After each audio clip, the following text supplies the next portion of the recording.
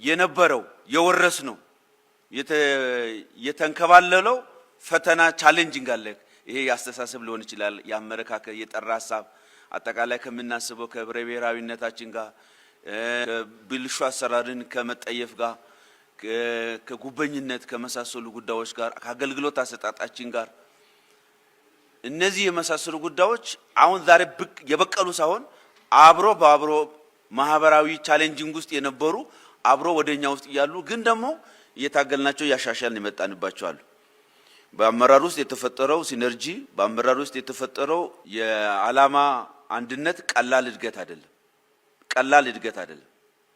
ዳርና ዳር ሆኖ የሚላጋ የነበረ አመራር በአብዛኛው ጉዳዮች ወደ ተቀራረበ አመለካከትና ረዳድ መጥቶ ተቋም ውስጥ ወረዳ ውስጥ ክፍለ ከተማ ውስጥ በሚመሰራበት ቢሮ ኤጀንሲ ውስጥ ውጤት ሚሸት ነገር ማምጣት ችሏል ማለት ነው። ከተቋም ግንባታ ጋር ተያይዞ የተነሳ ጉዳይ ፓርቲ አንዱ ከመታገያ ፕሮግራም ውስጥ ከጻፋቸው ጉዳዮች ውስጥ እንደ ሀገርም እንደ ፓርቲም ተቋም የመገንባት ጉዳይ ነው።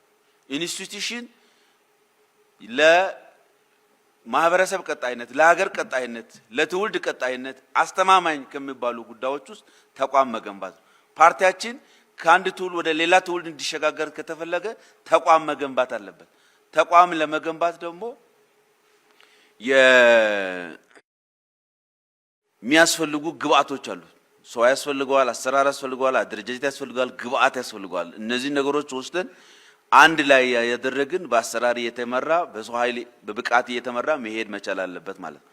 ከዛ አኳያ አንዱ ያስተሳሰብ ግንባታ ያቅም ግንባታ ያላችሁት ማቋርጥ ያሳፍ ፍሰት ጥራት ያለው በጣም የማቋርጥ ያሳፍ ፍሰት የኛን አስተሳሰብ ካፒታላይዝ የሚያረጉ ከሁኔታዎቻችን ጋር የተመጋገቡ በአድማሳዊ ሁኔታዎች ብቻ ሳይሆን በእለት ተእለት ስራዎቻችን ጎስተን እንድናይ ከባቢያችንን የሚመስል አገራችንን የሚመስል ያንን ታሳቢ ያደረጉ ስልጠናዎች እየተሰጡ ነው በአገራችን መሪ ጭምር ማለት ነው።